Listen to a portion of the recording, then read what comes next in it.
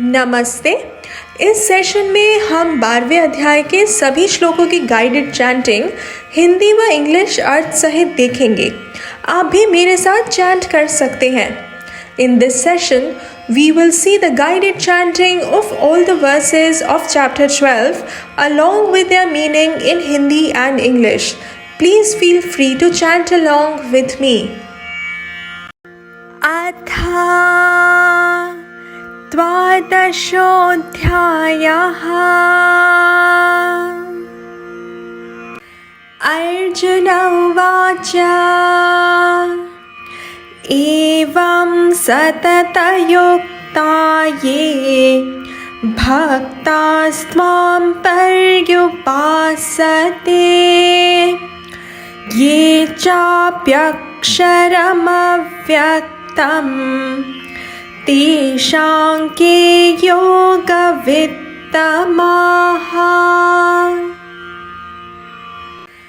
अर्जुन उवाच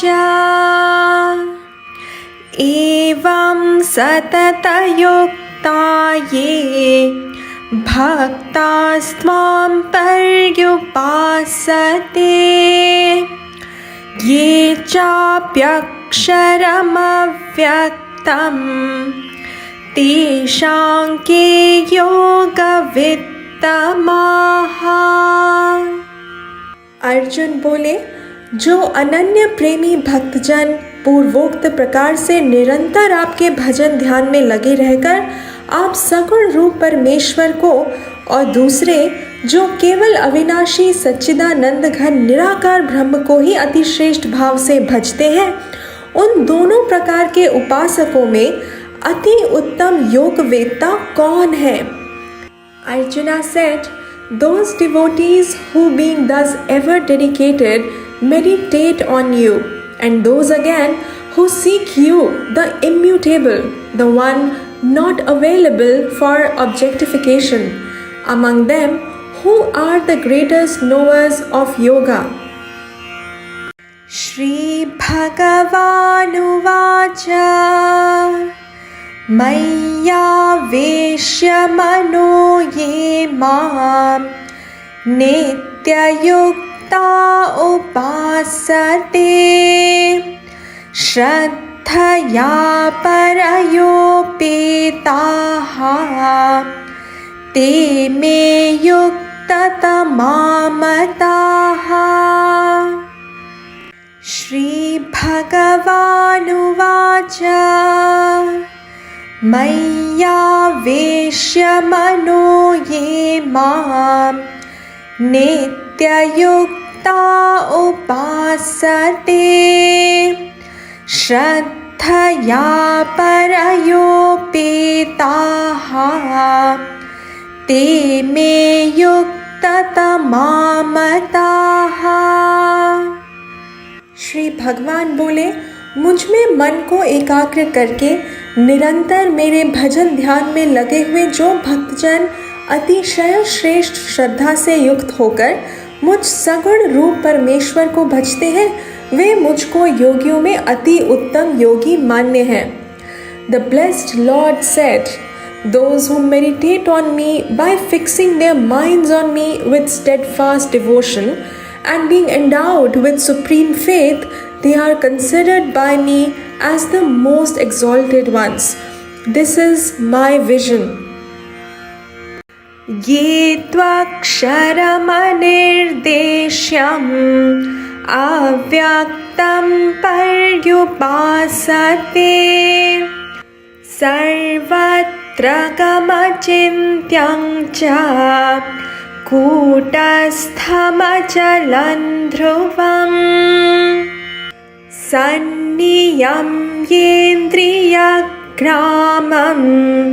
सर्वत्र समबुद्धयः ते प्राप्नुवन्ति मामेव सर्वभूतहिते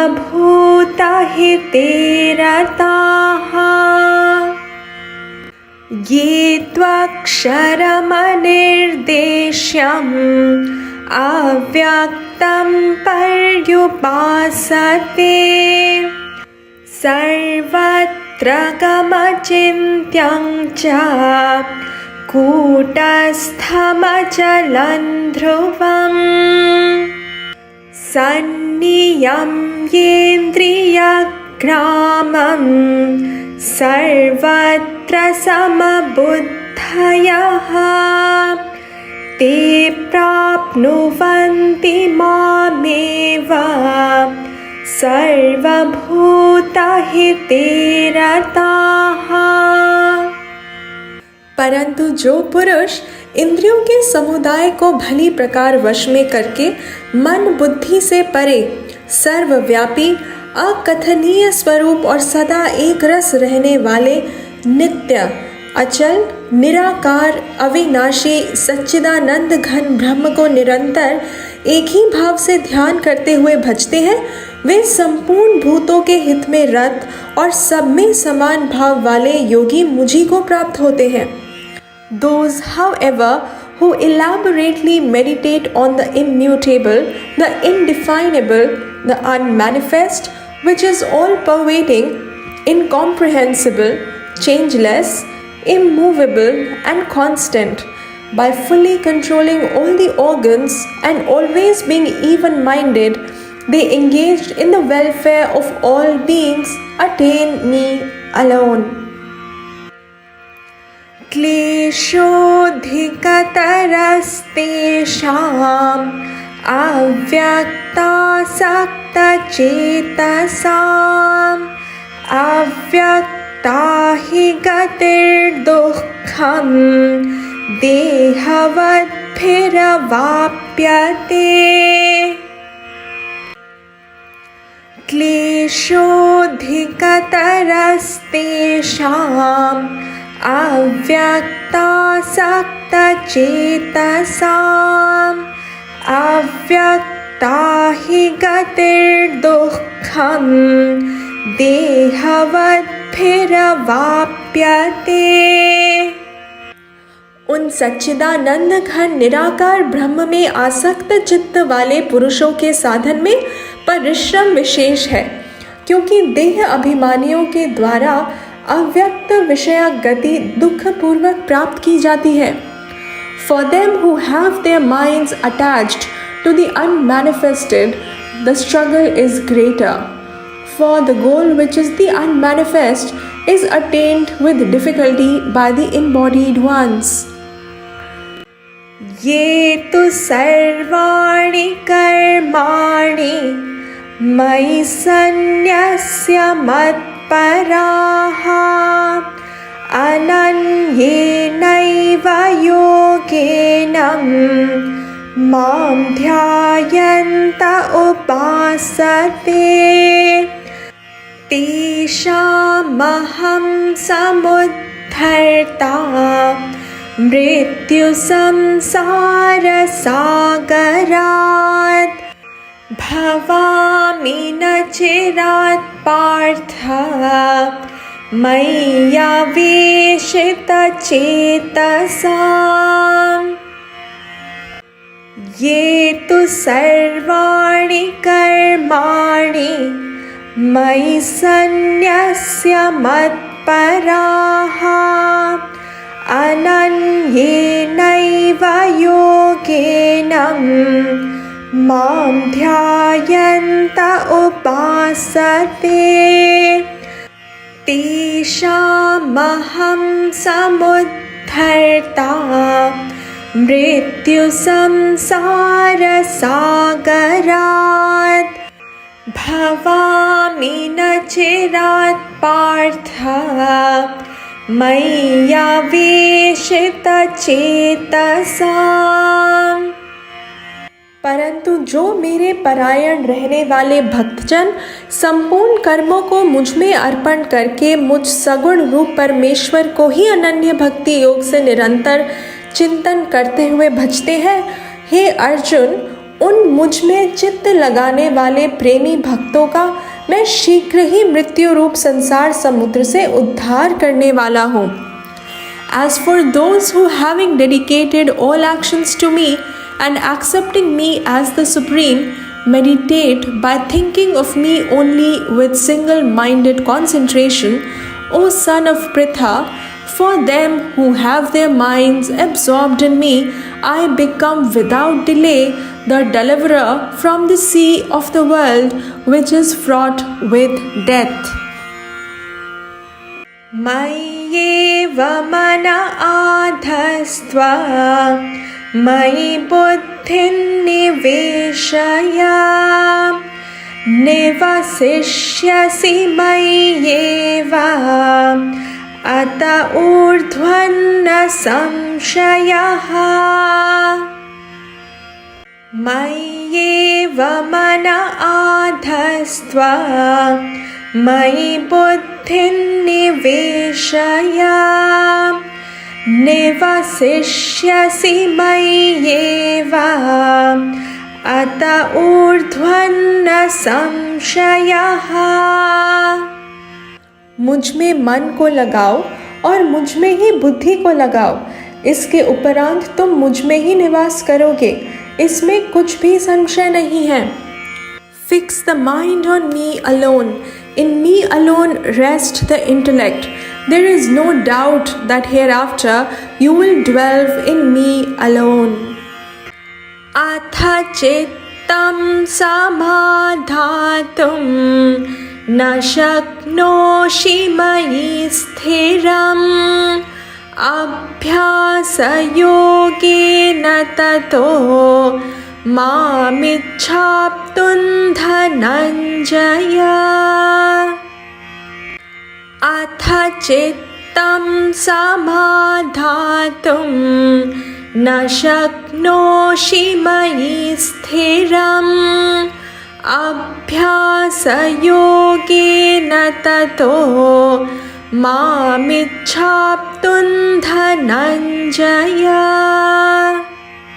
यदि तुम मन को मुझ में अचल स्थापन करने के लिए समर्थ नहीं हो तो हे अर्जुन अभ्यास रूप योग के द्वारा मुझको प्राप्त होने के लिए इच्छा करो। If however you are unable to establish the mind steadily on me, then O Dhananjaya, seek to attain me through the yoga of practice. अभ्यासेऽप्यसमर्थोऽसि मत्कर्म परमो भव मदर्थमपि कर्माणि कुर्वन् सिद्धिमवाप्स्यसि।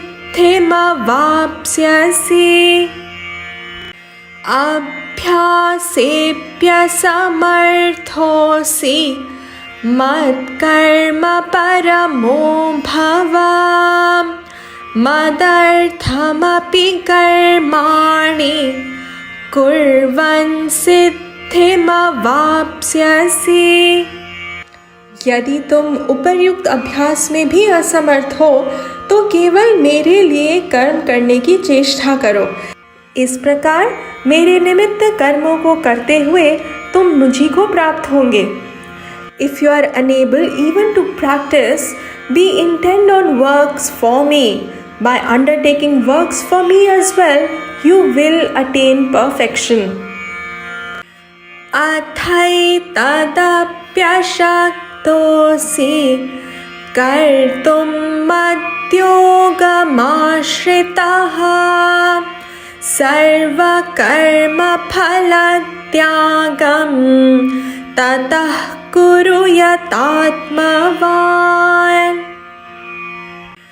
अथैतदप्यशक्तोऽसि कर्तुं मद्योगमाश्रितः सर्वकर्मफलत्यागं ततः कुरु यतात्मवान्। यदि मेरी प्राप्ति रूप योग के आश्रित होकर उपर्युक्त साधनों को करने में भी तुम असमर्थ हो तो मन बुद्धि आदि पर विजय प्राप्त करने वाला होकर सब कर्मों का फल त्याग दो।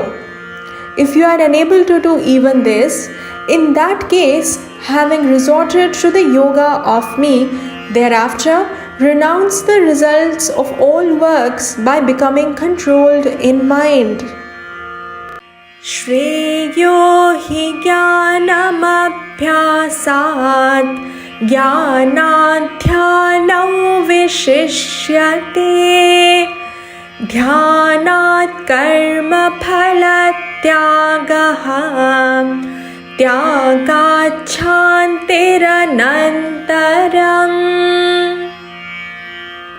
श्रेयो हि ज्ञानमभ्यासात् ज्ञानाध्यानौ विशिष्यते ध्यानात् कर्मफलत्यागः त्यागात् शान्तिरनन्तरम्। मर्म को न जानकर किए हुए अभ्यास से ज्ञान श्रेष्ठ है। ज्ञान से मुझ परमेश्वर के स्वरूप का ध्यान श्रेष्ठ है और ध्यान से भी सब कर्मों के फल का त्याग श्रेष्ठ है, क्योंकि त्याग से तत्काल ही परम शांति होती है। Knowledge is purely superior to practice. Meditation surpasses knowledge. The renunciation of the results of works excels even meditation. From renunciation, peace follows immediately. Adveshta sarvabhutanam maitrah karuna evacha निर्ममो निरहङ्कारः समदुःखसुखः क्षमी सन्तुष्टः सततं योगी यतात्मा दृढनिश्चयः मय्यर्पितमनो बुद्धिः यो मद्भक्तः स मे प्रियः। अद्वेष्टा सर्वभूतानां मैत्रः करुण एव च निर्ममो निरहङ्कारः समदुःखसुखः क्षमी सन्तुष्टः सततं योगी यतात्मा दृढनिश्चयः मय्यर्पितमनो बुद्धिः यो मद्भक्तः स मे प्रियः।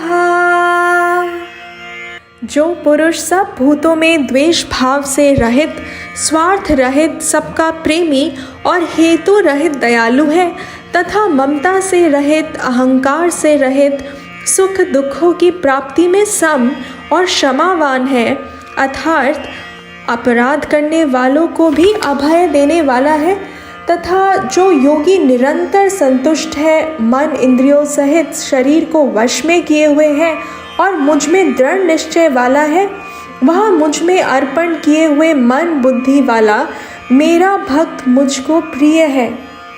He who is not hateful towards any creature, who is friendly and compassionate, who has no idea of mine and the idea of egoism, who is the same under sorrow and happiness, who is forgiving, he who is ever content, who is a yogi, who has self-control, who has firm conviction, who has dedicated his mind and intellect to me, who is such a devotee, is the one who is dear to me.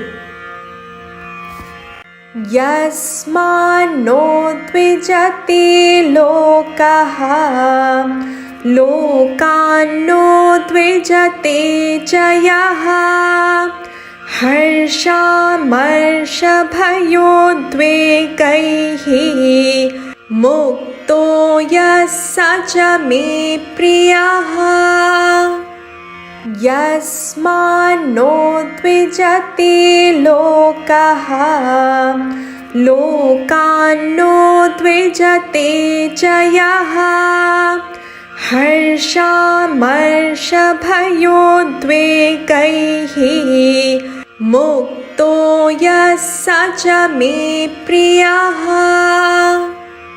जिससे कोई भी जीव उद्वेग को प्राप्त नहीं होता और जो स्वयं भी किसी जीव से उद्वेग को प्राप्त नहीं होता, तथा जो हर्ष, अमर्ष, भय और उद्वेग से रहित है, वह भक्त मुझको प्रिय है।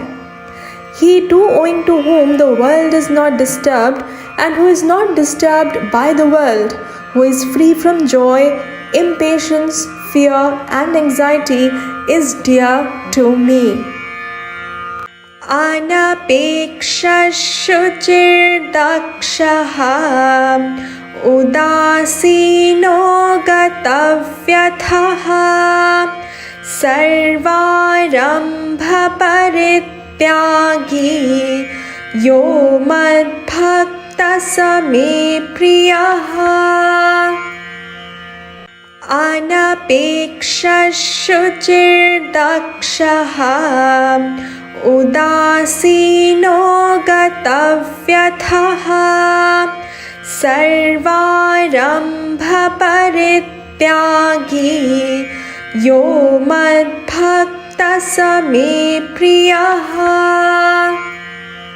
जो पुरुष आकांक्षा से रहित, बाहर भीतर से शुद्ध, चतुर, पक्षपात से रहित और दुखों से छूटा हुआ है, वह सब आरंभों का त्यागी मेरा भक्त मुझको प्रिय है।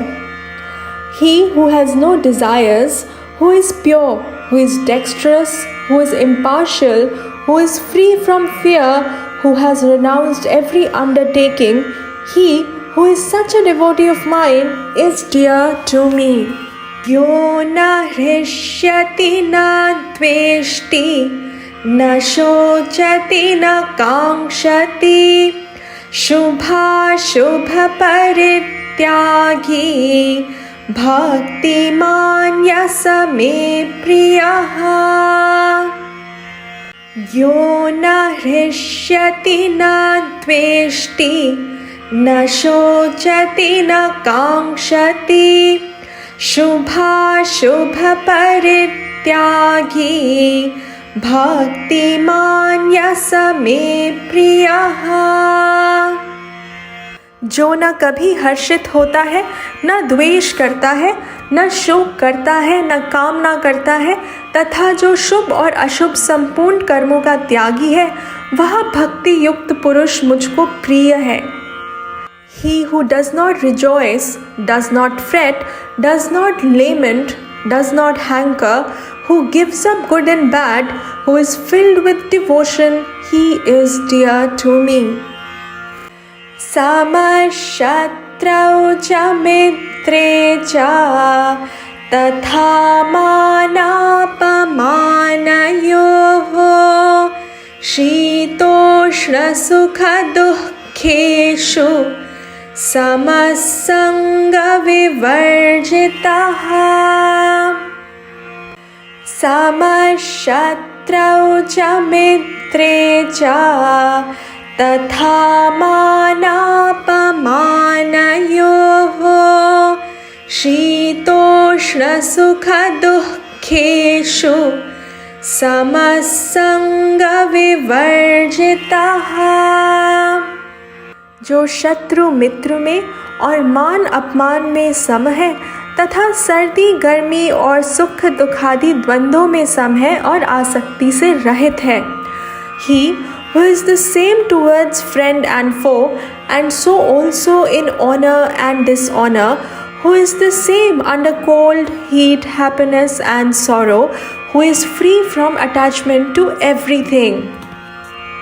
तुल्य निन्दास्तुतिर्मौनी संतुष्टो येन केनचित् अनिकेतस्थिरमतिः भक्तिमान् मे प्रियो नरः।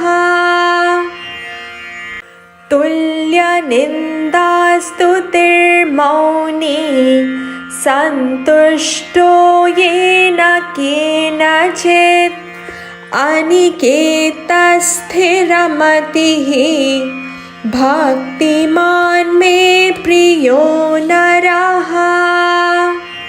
जो निंदा स्तुति को समान समझने वाला, मननशील और जिस किसी प्रकार से भी शरीर का निर्वाह होने में सदा ही संतुष्ट है और रहने के स्थान में ममता और आसक्ति से रहित है, वह स्थिर बुद्धि भक्तिमान पुरुष मुझको प्रिय है। The person to whom denunciation and praise are the same, who is silent and content with anything, homeless, steady-minded, and full of devotion, is dear to me. ये तु धर्म्यामृतमिदं यथोक्तं पर्युपासते श्रद्धाना मत्परमाः भक्तास्तेतीव मे प्रियाः। ये तु धर्म्यामृतमिदं यथोक्तं पर्युपासते श्रद्धाना मत्परमाः भक्तास्तेतीव मे प्रियाः। परंतु जो श्रद्धा युक्त पुरुष मेरे परायण होकर इस ऊपर गए हुए धर्ममय अमृत को निष्काम प्रेम भाव से सेवन करते हैं, वे भक्त मुझको अतिशय प्रिय हैं। However, those who follow this life that is in keeping with dharma, leading to immortality, as was told, who are endowed with Shraddha and for whom I am the ultimate, those devotees are exceedingly beloved to me.